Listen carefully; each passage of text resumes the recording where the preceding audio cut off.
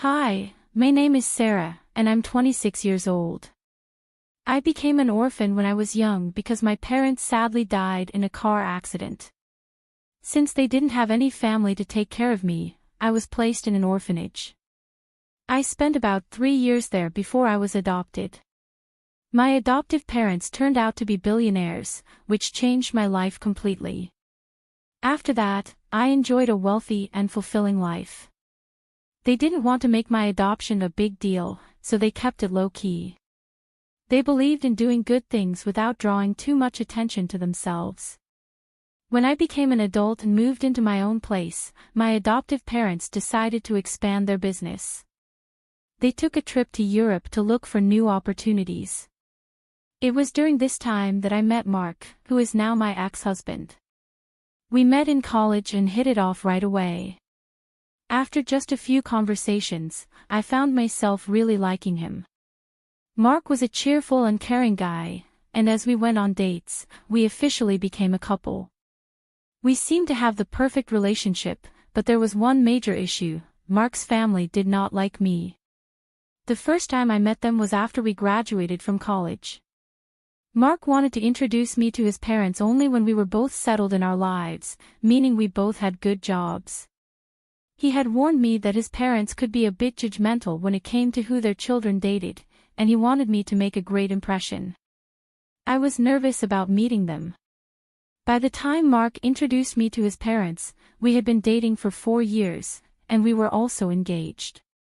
I thought that might complicate things, since his parents didn't even know me as his girlfriend. I remember feeling anxious about it with Mark the day before the meeting. "They're going to hate me," I told him. "They won't, I promise," Mark reassured me. "Do you really think they won't be shocked when they find out we're engaged?" "Well, yeah, but I don't think it'll be that big of a deal." "Are you serious? You were nervous about introducing me to them because you know how judgmental they are. You really think telling them we're engaged won't make them judge me even more?" "Look, even if they do judge, will it really matter what they say?" "It won't matter to me, but I'm not sure about you. You always seem so careful about what they think." "I promise it won't affect me at all, Sarah." "All right, if you say so. But do you think we should maybe wait to tell them we're engaged, like a month later? Will that make you feel better about this whole thing?" "I'm fine with whatever you decide. I think we should keep it a secret for now, just in case. I'll do anything to win them over. You don't have to worry. I'll be with you no matter what." "Thanks, Mark." The main reason I had been so anxious was that every time I suggested to Mark that he tell his parents about me, he would get upset and say they wouldn't approve. I started to understand why he felt that way. Mark's family was quite wealthy and loved to live in luxury. They wanted the same for their children, and they only accepted their kids dating people who were just as rich or even richer. At that time, my life didn't match up to their standards of wealth. I hadn't told Mark much about my family because I didn't see the point. Plus, by the time I figured out why he was so hesitant to let me meet his parents, I felt it was even less necessary for them to know who my father was. I wanted them to like me for who I am, not for my background. I foolishly believed that they could appreciate me without focusing on my money, but I was wrong. We decided to meet Mark's parents at a fancy restaurant. As we walked in, Mark held my hand tightly. I wore my engagement ring around my neck so I could keep it close without drawing attention to it. But as soon as we arrived at our table, I could see that his parents were already upset. Mark warned me to expect that because they were strict about being on time. We had arrived exactly 2 minutes late, so we were already off to a bad start. His parents looked me up and down with disdain, and then they ignored me for a while as they chatted with Mark. I felt so small in their presence. The longer they acted like I wasn't there, the stronger my urge grew to leave. I kept my head down, trying to avoid their gaze until finally, Mark spoke up to get their attention. "Mom, Dad, you can't just keep talking to me like this. This is my wonderful girlfriend, Sarah." "Oh, hello. It's a pleasure to meet both of you, I said, wishing I could honestly say the same. Hi, his mother replied, her tone icy. What? I thought, surprised. I'm just speaking the truth, she said. So, Sarah, I heard you and Mark met in college. Is that right? She continued. Yes, we did. We happened to share some classes together. And how did you manage to attend this college? From what I know, the tuition is quite high, and it's a tough place to get into. Dad, that's enough, Mark interrupted. You will not speak to your father that way. He's asking a valid question. Sarah, please answer him. Well, I got a full ride there. I'm really grateful because not only did I learn a lot, but I also got to meet Mark, which has been one of the best things that's happened to me. Of course it's one of the best things for you, his mother sneered. He's loaded, and you need that kind of money. At least you have some brains because your looks aren't all that impressive, you know. That's enough, Mark said angrily. We're leaving. Come on, Sarah. As we walked out, I was in shock at how his parents had treated me. I couldn't believe people could be so cruel, especially to someone's face. I felt too stunned to even process my emotions. The car ride home was silent because Mark was furious. When we finally reached home, Mark checked to see if I was okay, but honestly, I didn't even know how to feel at that moment. I had dressed up nicely and made sure to sit properly. I didn't order anything expensive, yet somehow, without me saying a word, Abigail and Charles had made their judgments about me. After that awful dinner, Mark didn't talk to his parents for a while. They sent him a text saying that we had been very disrespectful for walking out on them during lunch. Mark didn't respond right away and only texted them about a month later to tell them that he had gotten engaged. His parents were not happy about the news, but Mark warned them that he wouldn't contact them again if they said anything bad about me. Mark's parents offered to pay for our wedding, but only if they could make all the decisions. Neither of us wanted that, so we decided to do the next best thing, elope. My adoptive parents were in Europe, but they knew about our plan to elope. They were just happy that I was happy, and they even sent Mark and me a gift. Mark raised his eyebrows when they sent us a pretty expensive painting, but I brushed it off, thinking they just had the money to spend on it. After we got married, we met Abigail and Charles at a party they hosted to celebrate their anniversary. To be honest, I was somewhat happy they invited me, even though they didn't seem to like me much. But when we arrived, I was ignored by everyone. If you think being ignored by two people is embarrassing, try being ignored by about 30. I stayed close to Mark, but no one made an effort to talk to me. Whenever I tried to join a conversation, people would look me up and down and walk away, or they would keep talking to Mark as if I hadn't even spoken.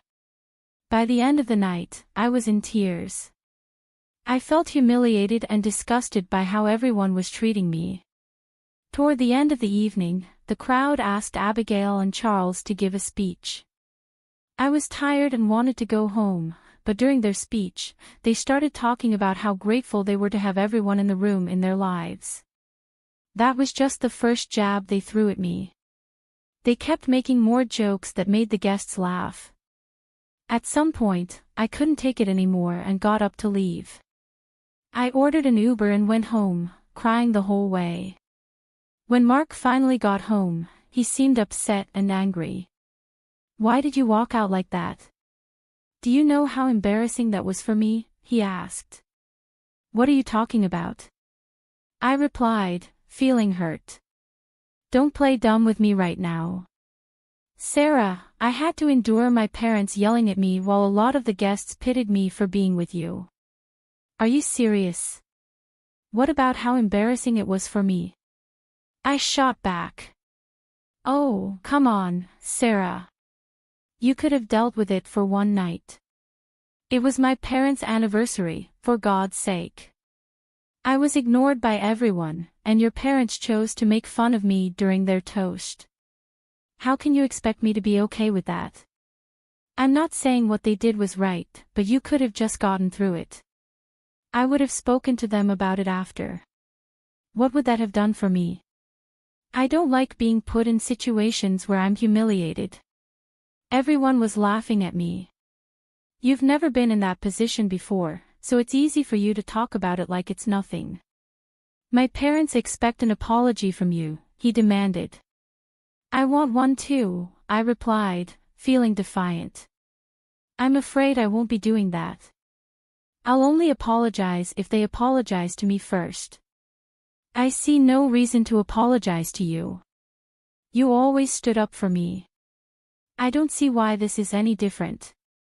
This is very different. You humiliated my family in front of all their guests. And your parents humiliated me, your wife, in front of everyone. Maybe my parents were right about you. You're impossible, Mark snapped before going to sleep in the guest bedroom. I couldn't understand why he had such a sudden change in behavior. Was it really that bad for him after I walked out? He was usually the first person to stand up for me, especially when his parents said hurtful things. For me to walk out should have shown just how awful they made me feel, yet Mark didn't seem to care about that. Mark didn't talk to me for the next week. I also received a lot of texts from his parents, calling me ungrateful and an embarrassment. I tried to reach out to Mark, but he refused to talk to me. I decided it was time to apologize to Mark and his parents. Even though that felt humiliating, I was willing to do it because I loved Mark, and I didn't want this to be the thing that ruined our relationship. Unfortunately, things only got worse for me after that. Mark's parents retired and started hosting family dinners every week, and Mark was always invited. The first time they had a dinner after our wedding, Mark brought me along with him to their house. As soon as I stepped inside, I could feel the awkwardness in the air. Abigail was busy getting ready and didn't see me right away, but Charles and Mark's siblings glanced at me awkwardly. They didn't talk to me, and Mark left me standing there alone while he caught up with his family. When Abigail finally came downstairs, she spotted me and practically stormed over, furious. "What are you doing here?" she demanded. "Excuse me," I replied, taken aback. "No, I will not excuse you. What are you doing in my house right now?" "Well, you invited us for dinner," I said, trying to keep my cool. "Wrong. I invited Mark because it's a family dinner. I'm Mark's wife, so I'm part of this family, am I not?" "Absolutely not. An orphan like you deserves no place in this family," she snapped. "What? You thought you could hide that detail from us? We do background checks on our children's spouses, and you are not in my son's league whatsoever. I will never accept you here." "Why not? Is that the only thing that determines whether I get to be part of your family? You're judging me because of my background. You're ugly and poor. You never fit into our elite circles. Why are you being so superficial? Are you scared I'll damage your reputation just by existing? Does the fact that I make your son happy not satisfy you? If happiness could make someone rich, then a lot of people would be billionaires. This is exactly why you'll never fit in with us. Or maybe I'll just never be as superficial as the rest of you because I value who a person really is. You never even took the chance to know me before judging me. I'm glad I don't fit in with you." "Sarah, that's enough. Here's some money, get yourself an Uber and leave," Abigail sneered. I stared at Mark in shock as he held out the cash. He shoved it into my hands and turned back toward his mother, who smirked at me. Tears filled my eyes as I turned and walked out, feeling crushed once again. I cried the entire ride home in the Uber. I didn't understand why Mark had changed so much. Was this his way of making it up to his parents after the party? Whatever it was, it hurt, and I was angry with him. He was okay with his parents using my past as an insult while defending them instead of me, like he usually did. I wanted to scream, but I knew that would only make me look worse and prove their judgments right, so I walked away. I tried to think if I had said anything out of line, but I truly believed I hadn't. I was just standing up for myself, and I had done it calmly. After Mark came back home, he went back to ignoring me. My heart was breaking, and I felt so alone. I knew he expected another apology, but I couldn't bring myself to do it. After all, Abigail had insulted me in the worst way, and Mark was angry at me for standing up for myself. If anything, I thought I deserved an apology from him. For the next 2 weeks, Mark and I didn't talk to each other. It was hard at first, but I eventually got used to it. The family dinners still happened every week, and I spent those evenings alone at home, which, to be honest, I didn't mind too much. One night, my parents video called me. "Hey, honey," they greeted. "Hey, sweetie. How's it going?" my dad asked. "Hey, Dad." "Hey, Mom. Things are not good." "What's wrong, sweetie? If you need help with anything, feel free to ask us." "I don't think this is something you guys can help me with, but thanks for offering," I replied. "Where's Mark? Is he not helping?" my mom asked. "That's the thing, he's part of the problem." "Oh, sweetie, could you be a little clearer about what the problem is?" my dad asked. "Well, his parents are pretty wealthy and very snobby," I explained. "Oh, I hate those kinds of people," my mom said, sounding furious. "Tell me about it." "Anyway, they think I'm just some poor girl who can't live up to their standards and fit into their elite circles. They've made it their mission to humiliate me every time I meet them." "What the hell?" my mom exclaimed. "Oh yeah, and the last time I went over, Mark's mom thought it would be funny to call me an orphan as an insult. Oh, that woman. I'm going to claw her face off. How dare she call my precious child an orphan? Do they not know about us? What the hell has Mark been doing through all of this?" I didn't tell my parents about Mark because I knew their opinion of me would change if they found out, and I wanted them to like me for who I truly am, not for my wealth. But now Mark was siding with his parents and thought I was disrespectful for standing up for myself. "Honey, are you sure this is the man you want to be with?" my mom asked. "I love him a lot, but this isn't how I want things to be. We haven't spoken to each other in 2 weeks, and surprisingly, I'm okay with that." "All right, sweetie.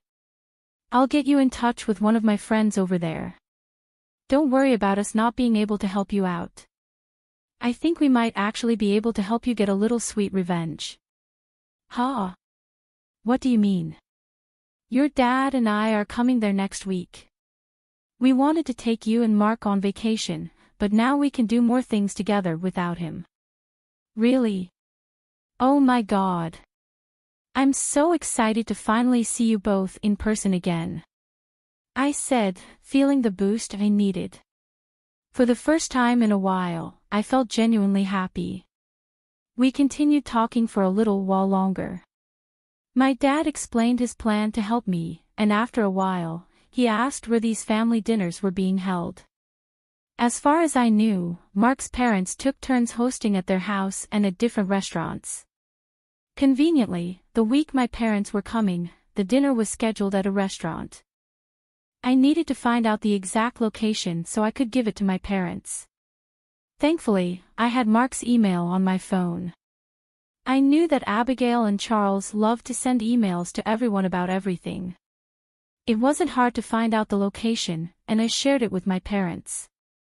At the same time, my mom's lawyer friend contacted me, and we began the process of filing for divorce. When my parents arrived in the States, they checked into their hotel, and I went to meet them. We had lunch together, and afterward, they treated me to a spa day, paying for everything because they thought I deserved it. While I enjoyed my spa day, they were preparing to get revenge on my in-laws. My parents walked into the restaurant where Mark and his family were dining. According to my dad, when they approached the table, Charles and Abigail started murmuring among themselves, recognizing who he was.